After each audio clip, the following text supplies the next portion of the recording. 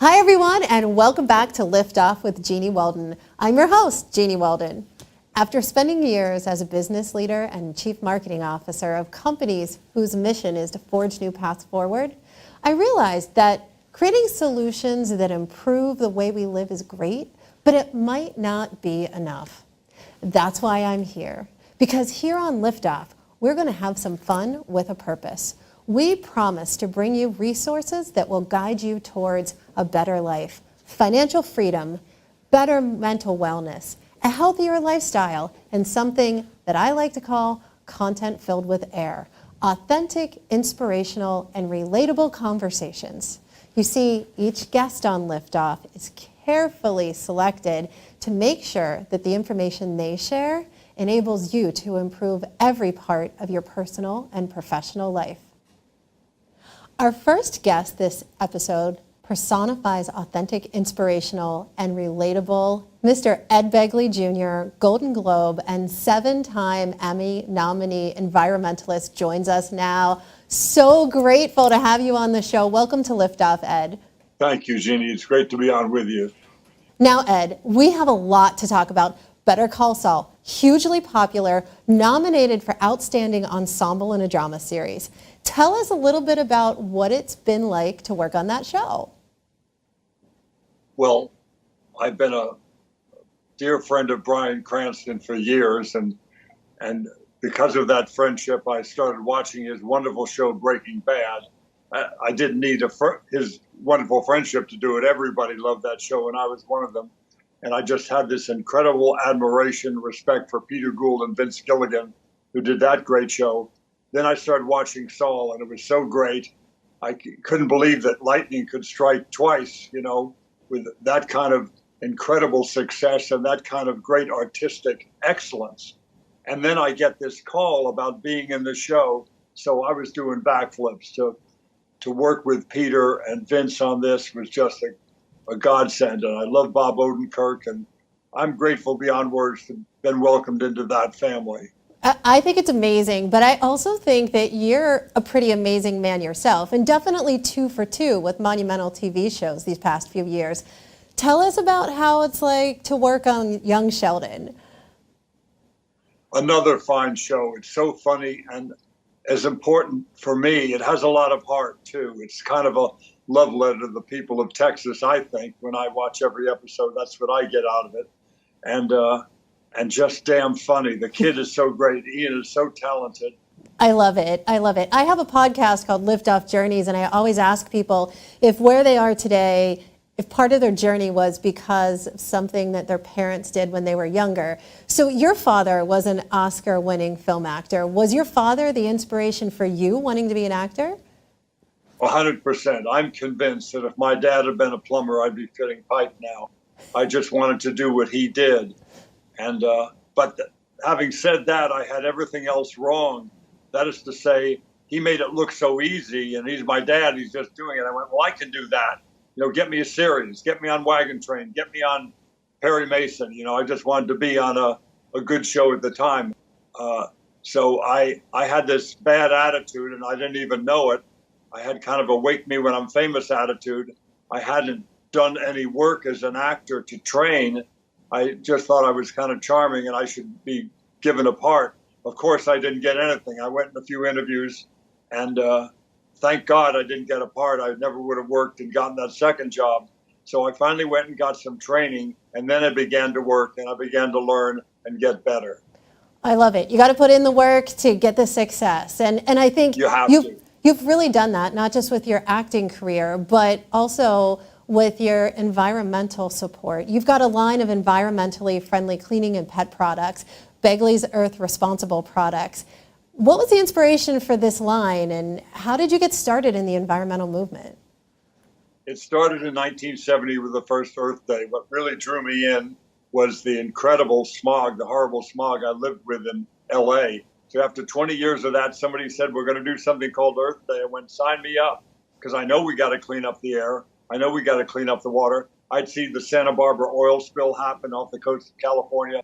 So I started doing everything I could. I started, recycling. I started composting. I became a vegetarian.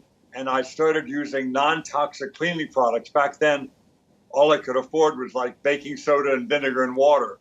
It was primitive, but it worked, and it was non-toxic, and I liked that.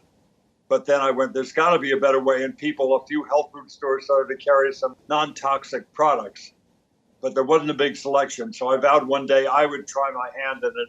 And I did. I got this wonderful partner, Mark Cunningham at Lab Clean. They have the best formulas. They're non-toxic, but most importantly, they clean as good as any Formula 409 or Windex, but without that ammonia, without those chlorinated hydrocarbons, whatever they have, those other cleaners. It's because you got your pets down on the ground, crawling around on the floor, putting their paws in their mouth. Same thing with our kids. Our babies are on the floor, our young ones crawling around, putting their fingers and toes in their mouth. You don't want to have any toxic chemical on that floor or anywhere in your kitchen. Get it out. There's a hazardous waste site under your sink. Get rid of it and get a non-toxic product from me or from any of the fine products. We're all in it together. But mine are fine products, and you can just go Begley Cleaning at Amazon and you'll find it. And nowadays, there's many choices that you have before you that you can do on a very, very limited budget.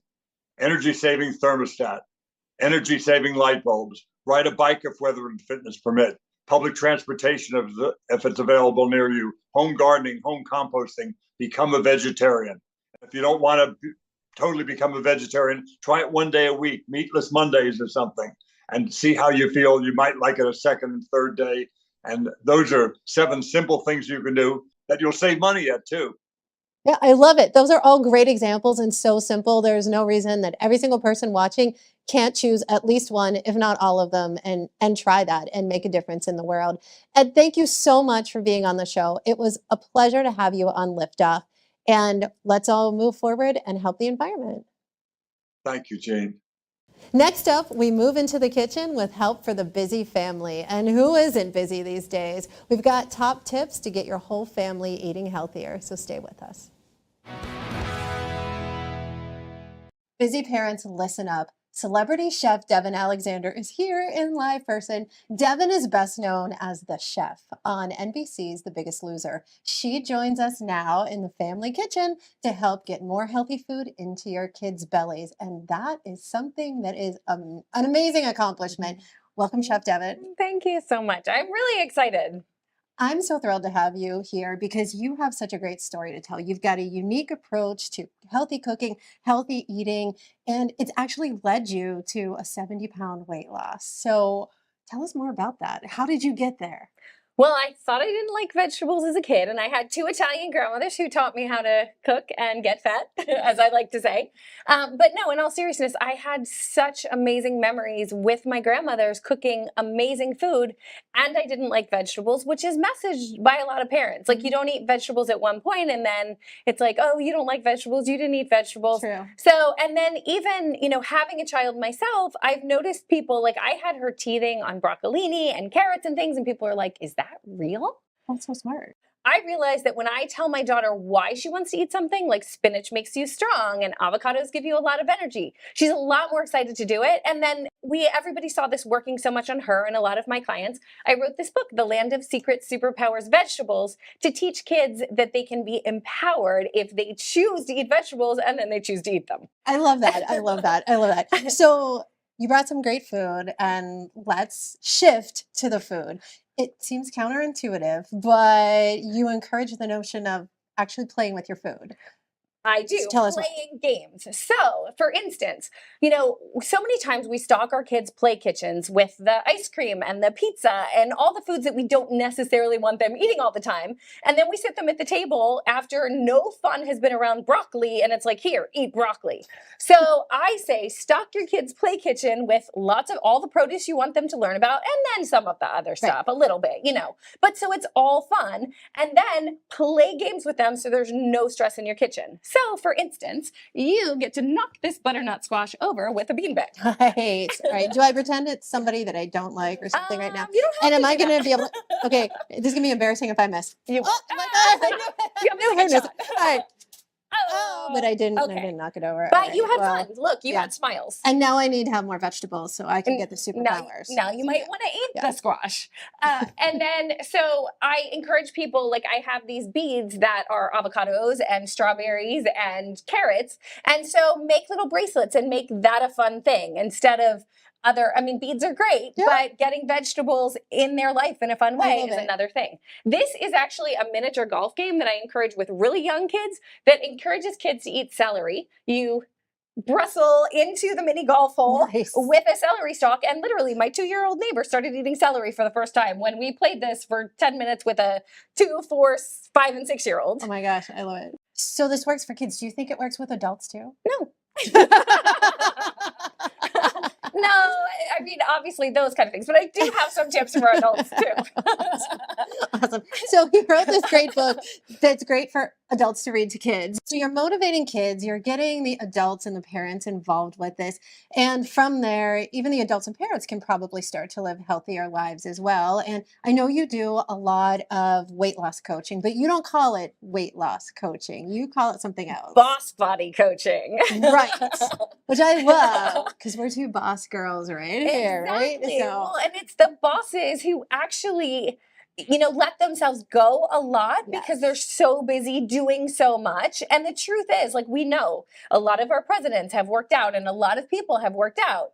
So it's finding those ways. And a lot of it is like what you carry on the road, which, so I have some snacks here, like carry little containers of tomatoes because they don't, in the clamshell, because they don't need to be refrigerated. And honestly, I sometimes take a little container of salt with it or one of those salt packets, or they often have the salt packets on plans. And then things like nuts in these pre-packaged containers is the key because, again, if it's a whole thing of nuts, I admit it, I'll eat the whole thing of nuts.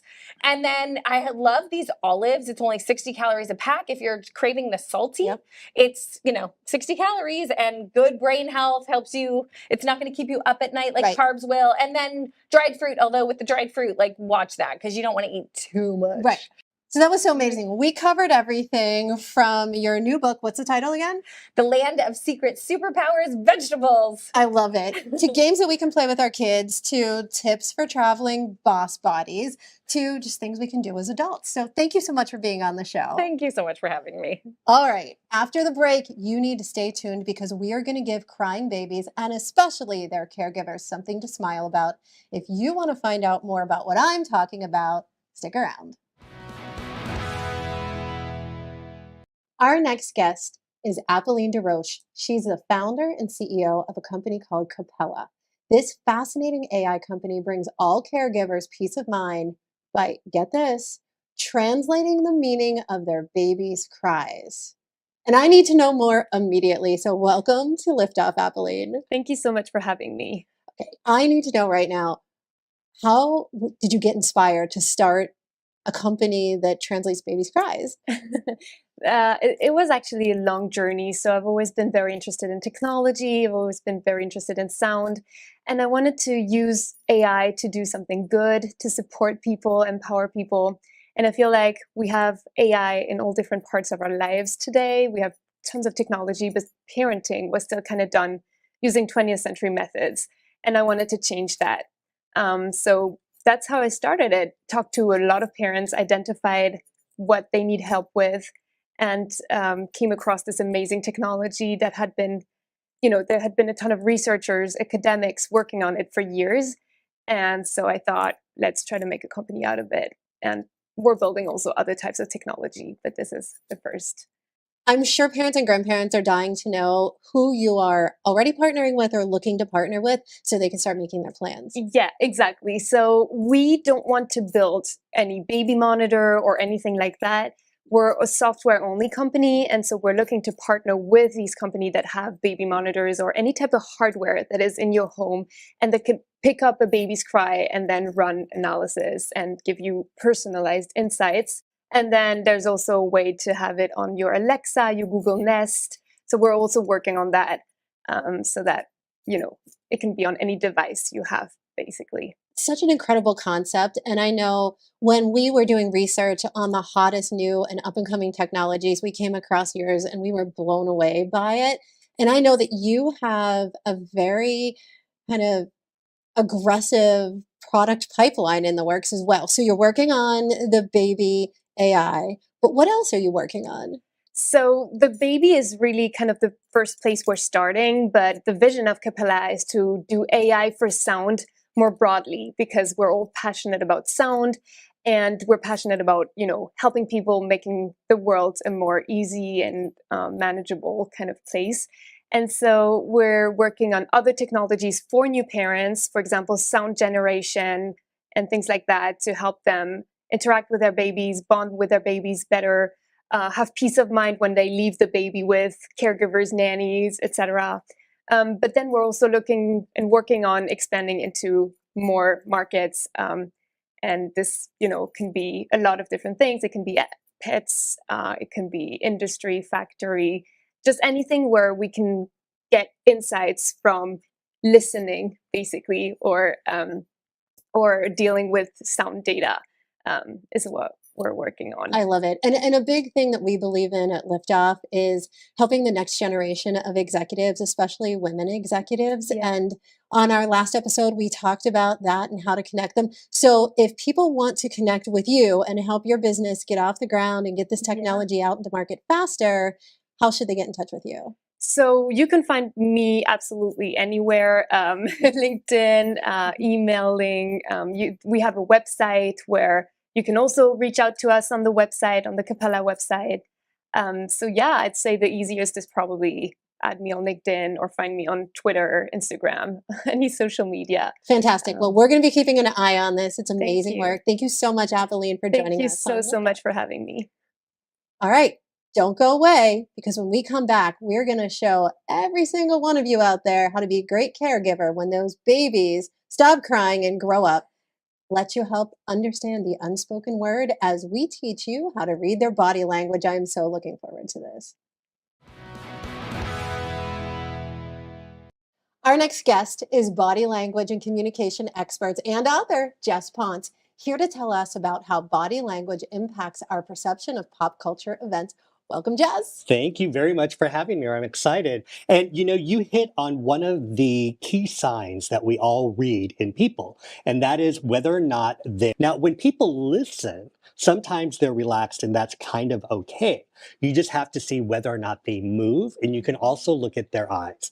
Body language is more than just positioning, it's context, it's environment, and it's also tone, because we communicate with more than just words. That is so fascinating. Tell me, how did you get into this and become a body language expert? Did you always have intuition about people, or what drove you here? Well, that's a really good question. And I think on some level, I've been a student of communication my entire life. And part of that really goes back to when I was a child, because I had a really pronounced lisp. And I still have it. But what I had to do is I had to use other parts of my body so that I felt like I was understood. And I worked in television, I worked with hosts, and I coach people how to do either presentations or how to do interviews. And so through all this course of action and going to various schools and being certified as a coach, I've really focused on that. I love it. I love it. Now, I know you're going to talk to us about celebrities and body language and the cues we can take, but I gotta think that you can use body language signals when you're at work, right? Yes, absolutely. And so what is really interesting is that as people are going back to the office or being requested to be there 3 or 5 days a week, we're very different now in person than pre-pandemic. Right? Because we have to fight against the instinct of what it was like to be in front of a computer, in front of a screen, because everybody was multitasking. At the same time, we also had to learn to focus, right? Because we had kids and cats and dogs and spouses in the background. So we have this sort of dual thing happening where we cannot multitask, and yet we've learned how to be focused, but not for very long. That's really interesting. You see high profile people trying to master their body language who have never really expressed themselves authentically. Prince Harry, Britney Spears. Why are they trying now to be more authentic and to relate more to the audience? And are they ready to show their authentic selves? Well, what's really interesting is that you have people who've been in front of the spotlight their entire lives. In the instance of Prince Harry, it was a formal sort of behavior that he had to exhibit. With other celebrities, Britney, it was also sort of controlled on some level, as we have learned, right? That you are a performer. I think when we talk about authenticity, we need to look at the other side of their personality. Okay, when we go back to childhood, the way we behaved in front of our parents was very different than the way we behaved in front of our friends or the way that we behaved in front of teachers. Now, all of those people are still you, but who is you in the relaxed state? So the reason I believe that we are becoming more and more relaxed is because of social media. So when I first started working in television and entertainment, everything had to be polished. Everything had to be professional. We were relaying information. The thing that we were not doing is connecting with the audience. And when you look at TikTok and you look at Instagram and all of these other things, if you mess up, it's no big deal. Suddenly I'm going like, oh, he or she is more real, right? Yeah. We don't want people to be over polished. So I think that trickles back up to celebrities who are creatures of pop culture. So when you take the authenticity into the workplace, because Liftoff is all about the reality that you've got a work-life blend. Everything's kind of blended today. What would be the one piece of advice you would give somebody who was interviewing for a job with body language? Is it eye contact and not moving away from that established frame, or is there something else that somebody should do? I think the number one thing that a person should do is engage. And the verbal and nonverbal work together. So an example would be, are you sort of leaning in? Are you looking at the individual? So it's not just about eye contact, it's about how you have eye contact, right? Because I grew up around nuns and they're famous for knowing, to have very, direct eye contact, but is there a smile? Is there a gleam? Is there something that says, hey, I'm comfortable with you, ask whatever you'd like? And also your words. How are you engaging that individual? Are you asking them questions? Are you showing interest? It's not just about a ping pong ball going back and forth. Now, what's one thing that people should absolutely avoid? Crossing your hands? Probably not. Maybe. I don't know. I think the one thing that people should really avoid is having papers in front of them or something that's going to distract from actually doing the interview. What we want to do is we want our body to be free. We want to be able to express with our hands. We want to be able to even be that moment where we're looking away from an individual so that we can connect back with them. But if you're sitting there and you've got something, and it could be your hands, or you've got a piece of paper in front of you, or you're holding a mug, you're actually giving your energy to this item. You're not giving the energy to the other person. I never thought about that. Yeah. It's a Interesting. whole This is fascinating. fascinating. This is fascinating. Yes. We could talk for hours about this, and I'm probably going to write down a whole bunch of questions and get in touch with you and ask you more. But thank you so much for coming Thank on you the for show having me. today. Such a pleasure. This was so helpful. All right, I loved that. Didn't you? Now, don't go running away. You might slip and fall. Sorry, bad dad joke. But seriously, if your back has ever been sore, Dr. Ken Hansra is coming up next to share his latest tips and insights with all of us. And everybody was just in the green room doing back exercises, so you're going to love this.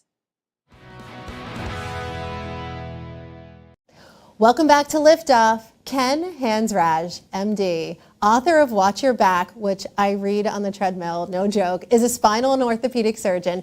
Dr. Ken has appeared on CNN, CBS, Fox, NBC, ABC, NPR, and now we are so fortunate to have him here on Liftoff. Welcome, Dr. Ken. Thank you, Jeannie. Thank you. It's nice to be with you. Now, I have to tell the audience that before you came on set, we were all in the green room and you just were surrounded by everybody here doing back exercises and getting advice. So I know that this is going to be a very interesting conversation for all of our viewers. And you are most well known right now for your work on text neck, which I'm sure we could all guess what that is, but tell us a little bit more about it because I know I have it. So text neck, we did a study where when your head is straight up, it weighs 10 pounds. And as you lean forward incrementally, it exerts more and more forces to 60 degrees, 60 pounds. And this is a problem that's affecting younger and younger people more and more. What is your recommendation for how we prevent this as adults or with our kids? And how do you combat text necks? Combating text neck. So I love technology. I love the fact that I can text all my friends all over the world and say, I love my coffee with Jeannie, like that, immediately. So to combat, I say keep your head up. Watch where your head is at all times. Open up your shoulders, which is proper posture, and hold your phone in front of you. You have eyes, so you could look down, right? You don't need to do this. So just head up, Yeah. shoulders back, phone in front of So you. as you're talking, I'm sitting straighter up just so that I can make sure that I'm focused on that as well. And I think that's great advice. But you're also a principal author of a key medical study around belly fat forces on the spine, too. Also very interesting. And that was released this year. So tell the audience more about that. So we followed the Dallas Heart Study. They did a study where they calculated the masses of belly fat in thousands of people, and we collaborated with them, and we converted the masses to forces. So now we have an algorithm in my new book, Watch Your Back. You could see it, Mhm. which is if your waist is 30 inches, if your waist circumference 30, you may have maybe 36 pounds of force to your spine. 50, 75 pounds and things like that. So we can tell you how many pounds of force you have on your spine based on your waist circumference. Oh, First time interesting. ever, yeah. We went over 9 strategies in my book, Watch Your Back. And so then certainly deep belly breathing is amazing. So when you breathe deeply, you're moving the spinal nerves and the spinal channel. And our third biggest strategy is move. Yep. Always move. Move your neck, move your shoulders, move your lower back, move your hips, move your knees. Constantly move. And so you touched on our topic of fashion on the spine.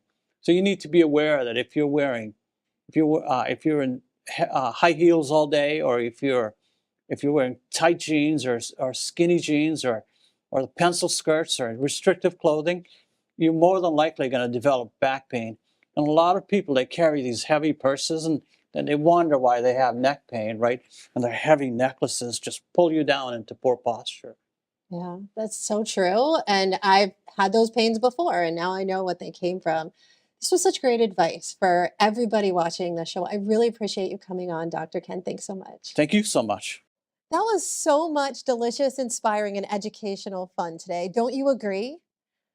I am so thrilled and grateful that you've taken this journey with us.